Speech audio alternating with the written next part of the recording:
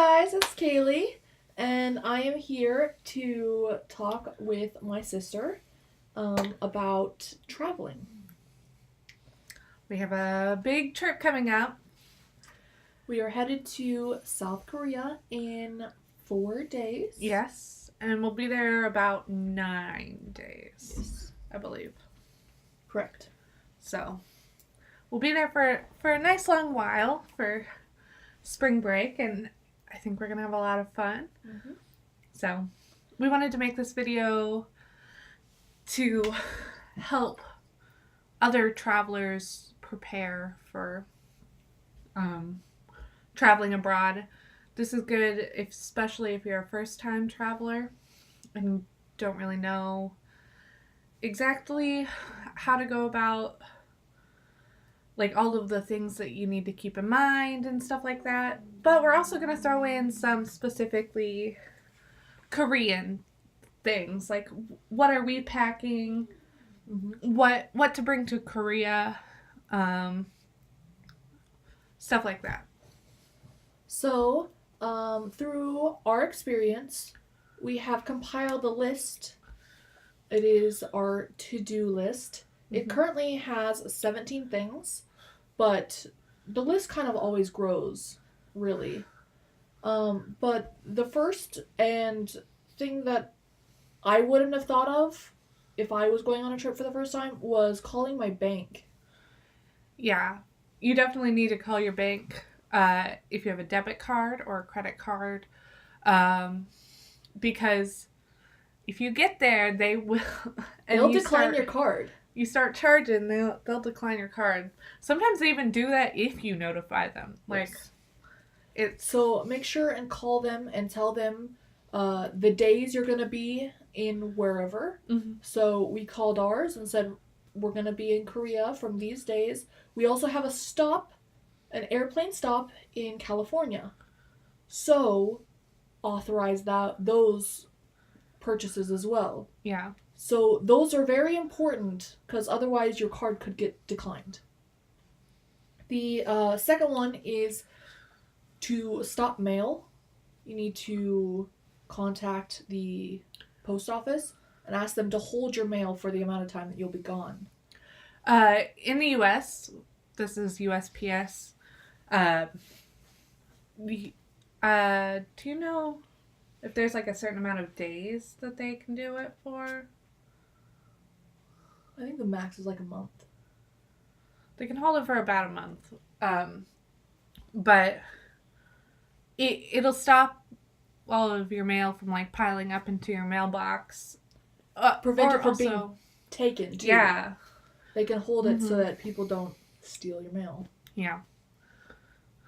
So this is good if you like purchase a package and you're like expect it to get there before you leave, but it doesn't, and you're like, oh man. But they'll hold it to make sure that it's safe and you can get it when you arrive back. They'll bring it all to you the day that you state that you're coming back. You don't have to go find them or anything like that. It's a nice, easy process. Number 3, pay your bills. Just pay your bills in advance to make sure that, like, you're not going to be late on things. Make sure that if you have a payment due while you are gone on vacation, like do rent? it beforehand. Like rent. Okay. It's like, where utilities, are you going with this? Yeah. Things like that. 4 is a common one. A lot of us have pets. Make sure that your pet has a place that they can go or someone to watch them. So we have cats, as you can see in our videos. So we have a friend that comes and watches them while we are on vacation. So, but we also have a pet that requires medical attention. He actually, we have a poor diabetic kitty. Oh. He needs an insulin shot twice a day. So we are one of our local vets. Tell me all about it, Mr. Kelvin. Yeah, baby. What about it? One of our local vets can, for a fee. Kennel him. Yeah, basically. kennel him. But they're also able to administer the shots and stuff like that without any trouble, so. Yep. 5 and 6 are kind of similar. If you are going during a season where you have blooming plants or the yard is growing, make sure like if you're going to be gone for a long enough time, and you don't want your plants to die, then have someone water them. Usually, if you have pets, you can have that be the same person. So that's nice. A 7, I guess, is also similar to that. Is like change your sprinkler setting to. I don't know where I'm going with this one. I don't know. Change your sprinkler setting to like. I don't know. That's probably just for Mother. Mother's just like, do this. And we're just like, I don't know. My mom says that we should change the sprinkler setting. I don't know how or why, but that's what she has on her list. That was her additions. Number 8 is your phone plan. So our phone plan allows, sir, You're moving. You're changing it. Don't rub on the computer, friend. Come here. Much fuzz. Yeah. So our phone plan includes going to certain countries.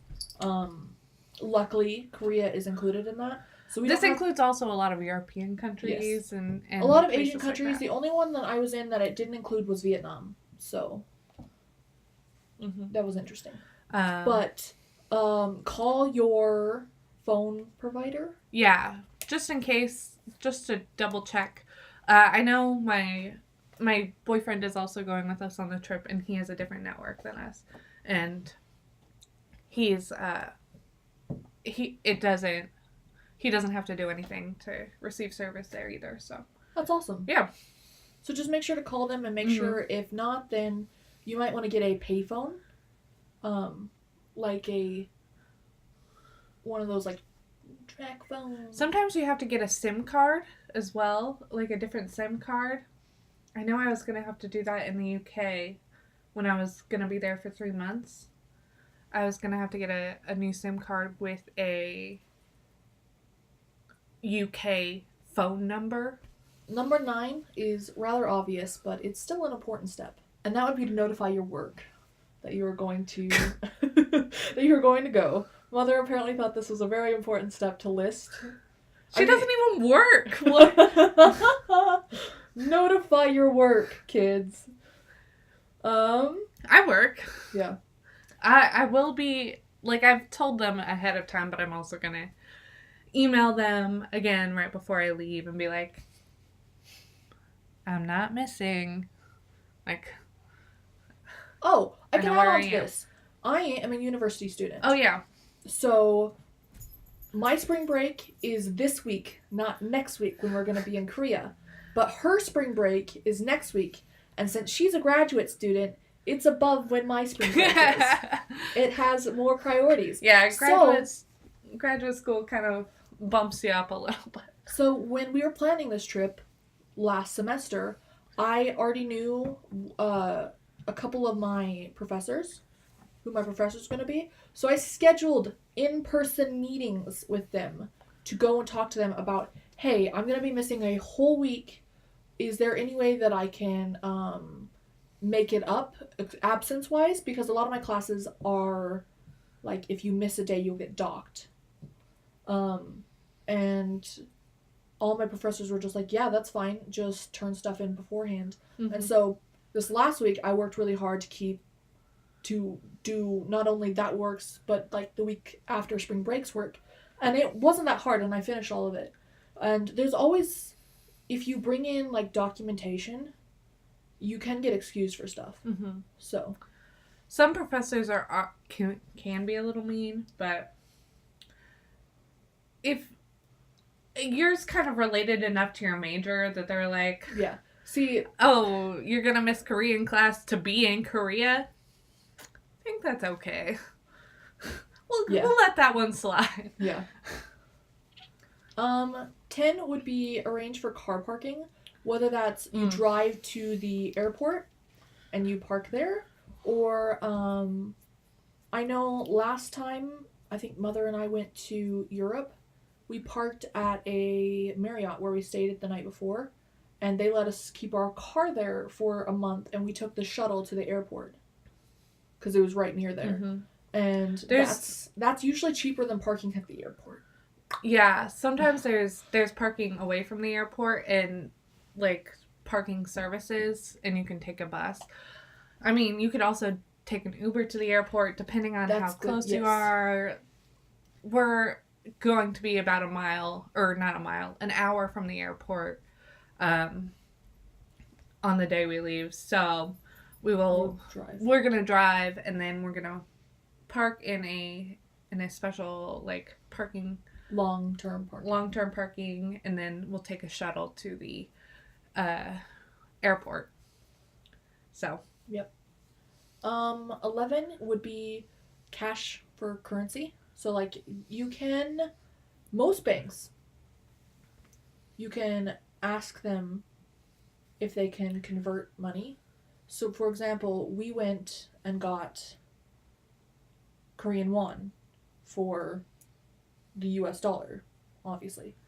And so we went and got that beforehand because airport currency exchanges are a ripoff. Straight up.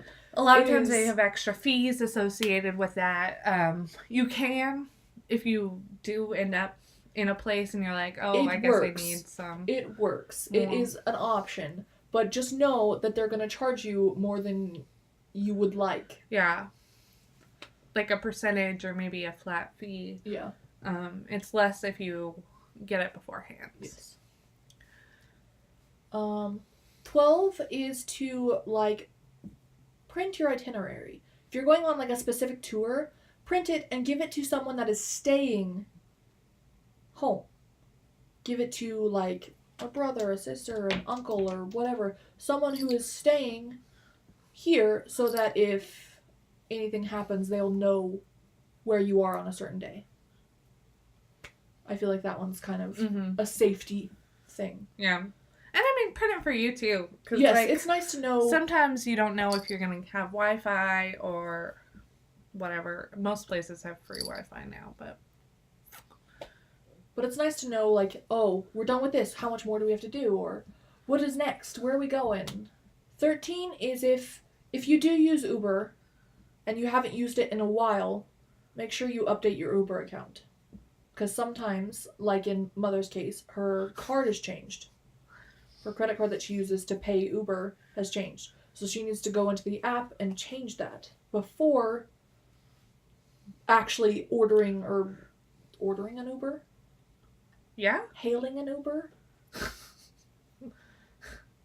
Ordering an Uber? I think that's correct. I don't know. This doesn't sound correct. I don't know. You order food. You don't order an Uber. I don't know. Anyways. And Ubers are a great way to get around.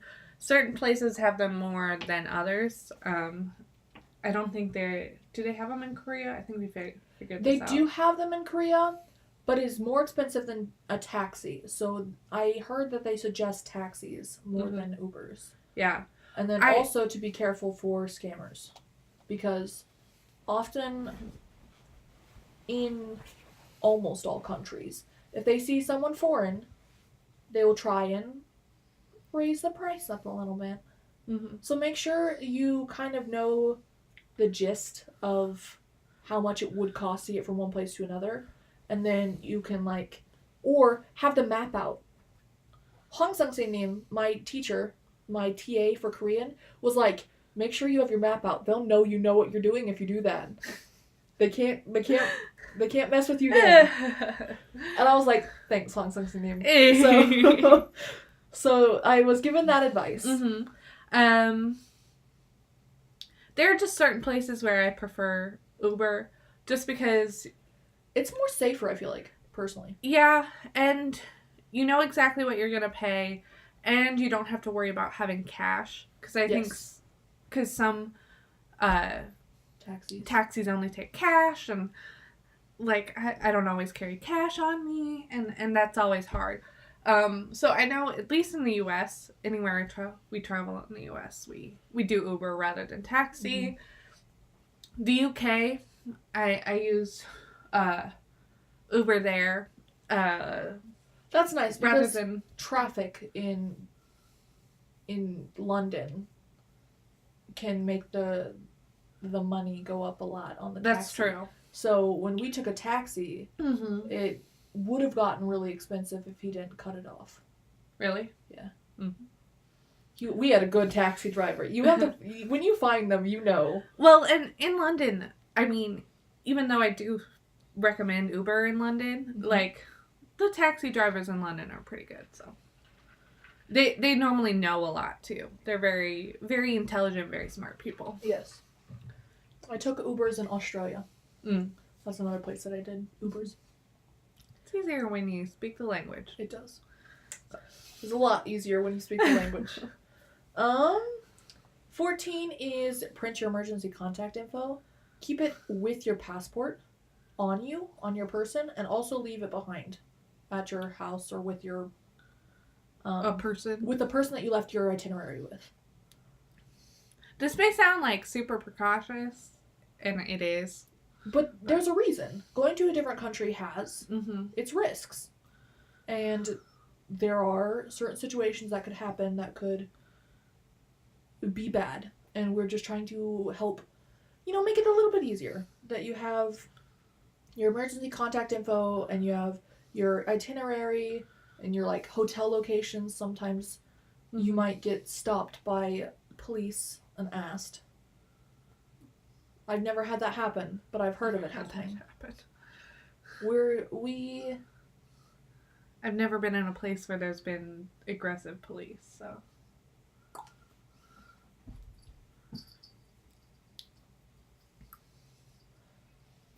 I've never met any aggressive police, no. I don't think I've ever seen police in other countries. Now that I think about it. I did see I don't know if it'd be police or military in Vietnam. But then again, I don't think you're supposed to photograph them, but I got a shadow. It was real cool. It was real cool. It's a real cool photo. 15 is one that I added because my Korean professor, Yunsun Sin-nim, told me to check and make sure that my vaccinations were updated. Because in some countries there are some illnesses that are more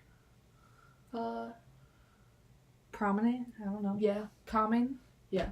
So when I went to Cambodia, a lot of people were worried about malaria. Yeah.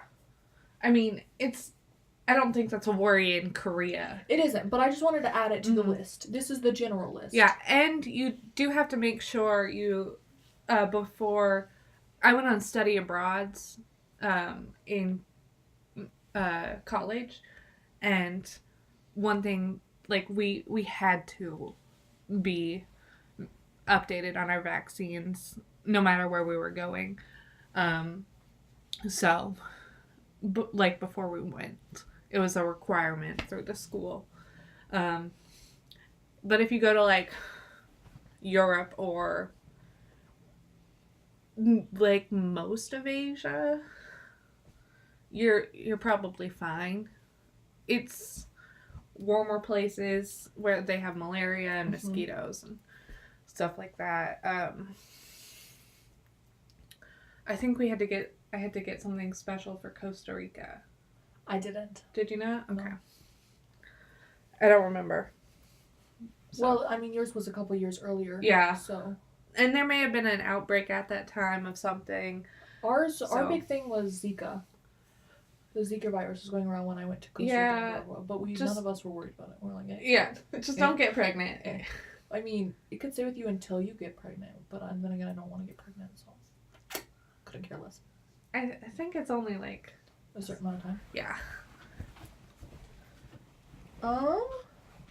Next, 16 is check and see if there's any travel concerns. And by this, I mean check and see if there's any hostile environment going on. So, for example, when I was in Nicaragua, I had to cross the border into Costa Rica. The night before I was supposed to cross the border closed because of riots. And so, once I found this out, I was alerted that there was going to be the Costa Rican police and the Nicaraguan military at the border. So we had to be extra cautious on who we looked at, who we talked to, who we associated with. Really was look down, keep going. Because if you look at someone and they end up getting arrested, you're guilty by association. So, be careful. That's my thing. Just check and see if there's any travel concerns. For example, another example, when I went to Bali, you didn't go. When you went to Paris, or I've been in a whole bunch of situations. So when I was in Bali, there was a terrorist threat, and there was just a don't go by yourself. You know, I did not do that. I went by myself.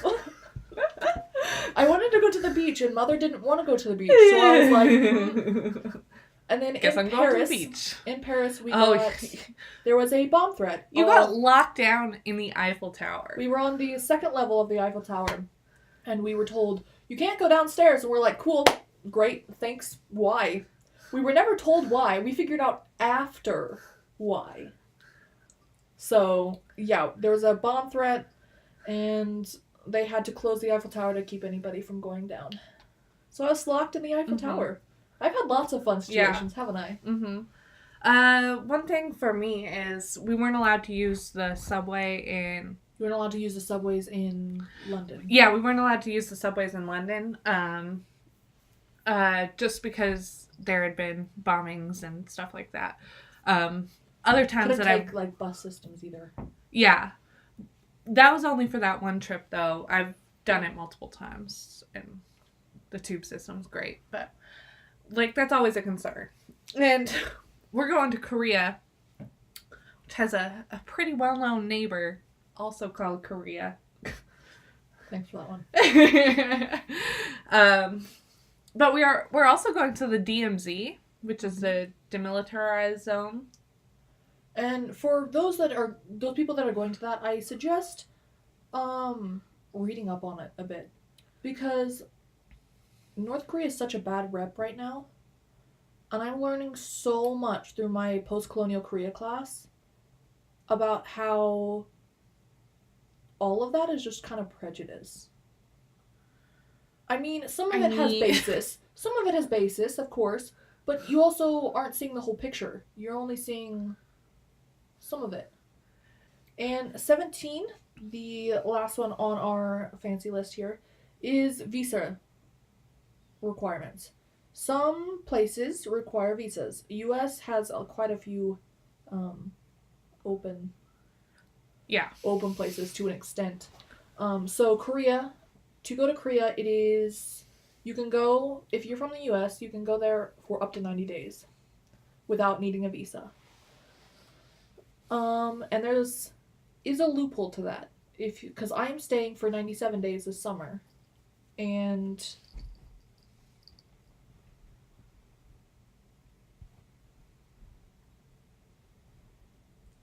okay, friend. I'm staying for 97 days this summer, and so I will have to either get a visa, which means that I'd have to travel quite a distance to go to a embassy and talk to them, and then it comes with a lot of like weird requirements and a cost too. Mm-hmm. So I've decided to take the loophole route, which means that a weekend where I'm free, I'm going to go to Japan for a weekend, and then when I come back, it'll restart the time. Yeah. You can only do it once, though. You can only do it once. Mm-hmm. Yeah. If you live in the U.S. or Europe or a few other places, you're pretty lucky. You don't need visas to travel most places for just like general travel. You will if you're like studying like certain kind of study, or working or stuff like that. Though they are changing the regulations in Europe. You will to just travel to Europe, everywhere but the UK. Um, in 2021, you're going to need a visa. But I feel like they aren't going to make that as difficult to get. It's just kind of like registering, which is different for. I got a visa to go to the UK for an internship, and that was like a piece of paper that they stuck in my passport, and I had to talk to customs and immigration. They like fingerprinted me. It was an ordeal. But It's also good to check because some people fly through different countries to get to a location. Mm-hmm. So, for example, when I went to Singapore, we flew from LA to Japan to Singapore. And so in Tokyo, we had to go through customs and stuff, everything again. And again, because we are American, we didn't have to worry about visas. But some other countries do. You have to have a visa to even go through the airport. You don't even have to leave the airport. You might still need a visa to go through the country. Yeah. So make sure to check that beforehand. And that is our list. We will talk about packing in the next video. We're going to bring some necessities, some travel hacks, all the fun things. Maybe even some clothes that I'm bringing. Yep. So, cute stuff. Yep. Thanks for watching, and we hope this helped out a lot. Because we understand how kind of scary and stressful traveling can be.